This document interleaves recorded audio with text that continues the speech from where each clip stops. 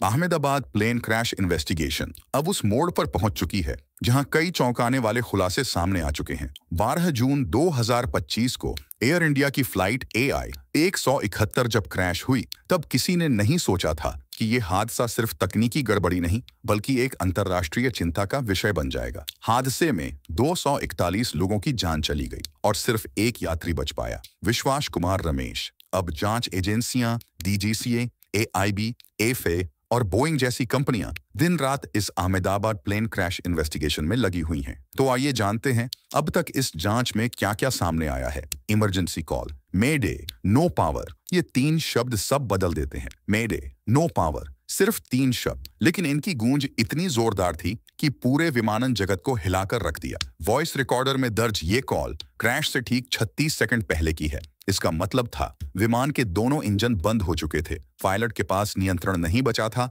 और वो मदद की गुहार लगा रहा था। अब जरा सोचिए, 787 ड्रीमलाइनर जैसे अत्याधुनिक विमान में ऐसा कैसे हुआ? जांच एजेंसियां सबसे पहले इसी कॉल को आधार बनाकर आगे बढ़ी, क्योंकि यही कॉल साबित करता है कि हादसा अचानक हुआ और शायद किसी बड़ी तकनीकी चूक का नतीजा था। RAT सिस्टम की एक्टिवेशन, जब विमान खुद बचाव मोड में चला गया। अब यहाँ एक तकनीकी चीज समझिए। RAT यानी राम एयर टरबाइन। ये एक छोटा सा पंखा होता है जो सिर्फ तभी एक्टिव होता है जब विमान के सभी मुख्य सिस्टम यानी इंजन, इलेक्ट्रिक सप्लाई और हाइड्रोलिक सिस्टम एक साथ फेल हो जाएं। अहमदाबाद प्लेन क्रैश इन्वेस्टिगेशन में सामने आया कि क्रैश से ठीक पहले RAT एक्टिव हुआ, यानी प्लेन ने खुद सर्वाइवल मोड ऑन कर लिया था। इसका मतलब क्या है? इसका मतलब है कि न सिर्फ इंजन फेल हुए बल्कि पूरा सिस्टम ही बंद हो गया। अब ये महज इंजन फेलियर नहीं, टोटल सिस्टम्स फेलियर का मामला बन गया था। इंजन की स्थिति, सब कुछ ठीक था, फिर भी क्यों हुआ ये सब? अब यहाँ से सस्पेंस और बढ़ता है।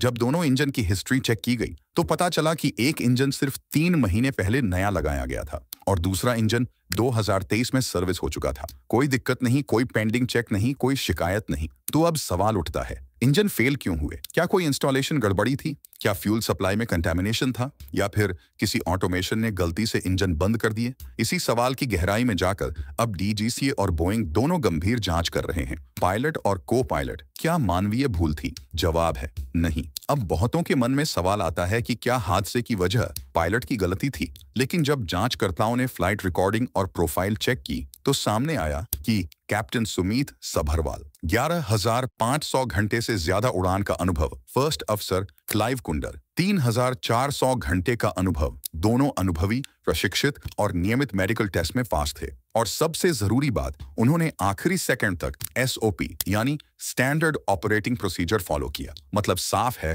कोई मानवीय गलती नहीं, यह हादसा सिस्टम की नाकामी थी। ब्लैक बॉक्स का खुलासा, क्या क्या बताया इसने? अब आते हैं सबसे अहम हिस्से पर। ब्लैक बॉक्स यानी फ्लाइट डेटा रिकॉर्डर और कॉकपिट वॉइस रिकॉर्डर, ये दोनों डिवाइस हर सेकंड का डेटा रिकॉर्ड करते हैं। अहमदाबाद प्लेन क्रैश इन्वेस्टिगेशन में इनसे ये बातें सामने आई। क्रैश से ठीक पहले इंजन में बिजली सप्लाई बंद हुई, RAT एक्टिव हुआ, पायलट ने एकदम सही ढंग से अलर्ट भेजा, सिस्टम ने खुद को बचाने की कोशिश की, लेकिन कुछ ही सेकंड में प्लेन नीचे आ गया। अब इस रिकॉर्डिंग से साफ हो गया कि हादसा अचानक नहीं था, एक श्रृंखलाबद्ध सिस्टम फेलियर था, जहां एक के बाद एक सब कुछ ठप हो गया। ड्रीमलाइनर पहले से ही जांच के घेरे में था। अब सबसे चौंकाने वाला खुलासा, क्या आप जानते हैं कि बोइंग 787 ड्रीमलाइनर पहले भी कई बार सवालों के घेरे में आ चुका था? FAA अमेरिकी एविएशन संस्था ने ड्रीमलाइनर को लेकर पहले कई चेतावनियां दी थीं। इलेक्ट्रिकल और फ्यूल सिस्टम्स को लेकर सेफ्टी नोटिस जारी किए गए थे।